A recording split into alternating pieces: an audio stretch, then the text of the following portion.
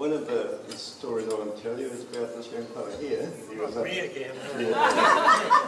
That's why I'm living in Canada. Yeah, I thought he was escaping for a moment, but we were pretty small, or I was, he wasn't, and I was streaking around I used to be the garden shed and stuff there, and screaming in this corner, and round the corner, and there's boys standing. So I just put up my hands and got him in the chest, and I cracked my wrist. And he's been away himself for 46 years, and I wonder why he never apologised. And Henton's pool, of course, was just sided with wooden planks, and there was frogs, and there was lots of weed, and it was a pretty interesting place. And the changing sheds went a whole lot better. And of course, we used to trail through the paddocks on our way down to the pool, and sometimes it wasn't a terribly big class. And I mentioned to the girls that Pat was always tending to sneak around out of the changing shed and try and line up with a line into the girls' changing shed. And they said, oh, well, I hope they weren't looking at us, and I hope he wasn't looking at them. And I said, well, Linda Copestake, and unfortunately Linda's since died, but she was the focus, because she had a lot more to look at than the other girls. And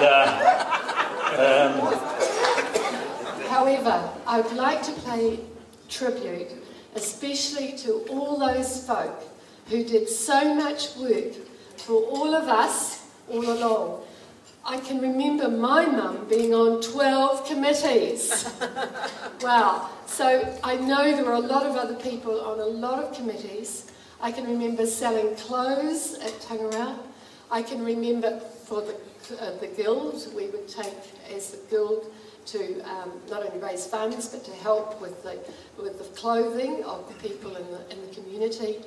I can remember Nancy Marwood having free tennis lessons around on her courts at her home.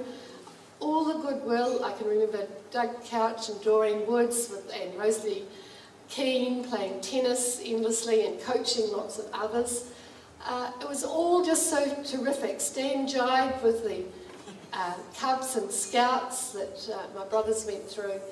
It was such a fabulous and privileged time. Yeah, but I remember being up at the hall and hearing some story from the Hall Society about Frank Onion and some other members of the Hall Society at the time, hearing that the Minister of Works was coming through when they were handing out grants for war memorials, and deciding that the hall probably needed a bit of an update. So they got to work and put posts in the corners and put guy wires up and twitched them up to make the hall look a lot worse than it actually was.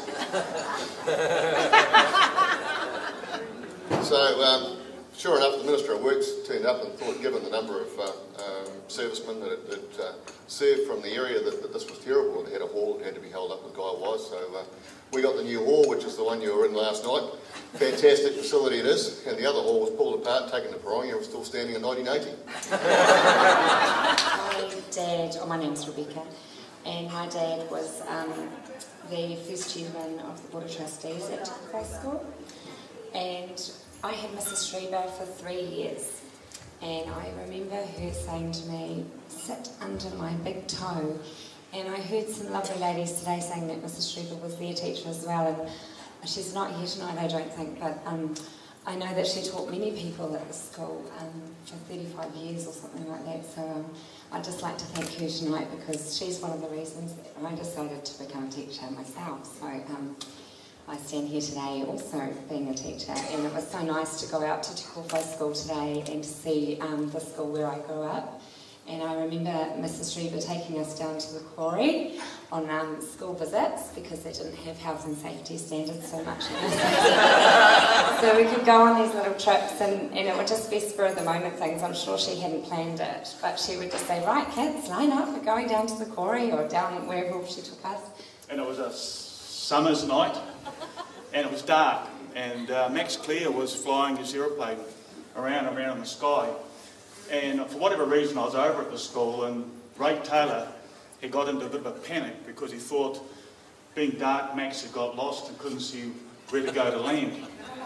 So he was out there on the field, the rugby field, putting lights out with his sons in a real panic.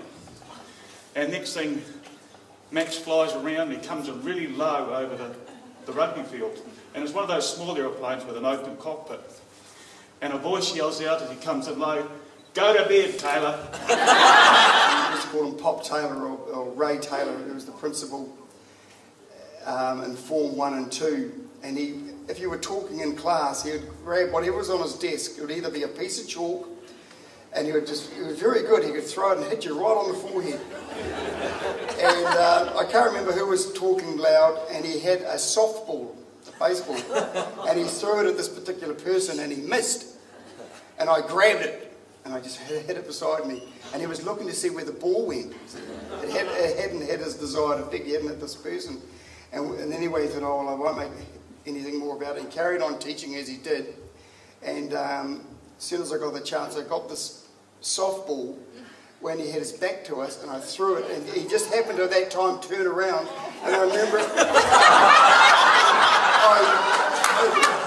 I remember hitting him squarely on the top of the forehead, and he went all red and embarrassed because it was the first time he'd ever got his own medicine back in himself. And he said, "Who is that? Who is that? Who is that?" And of course I'm sitting there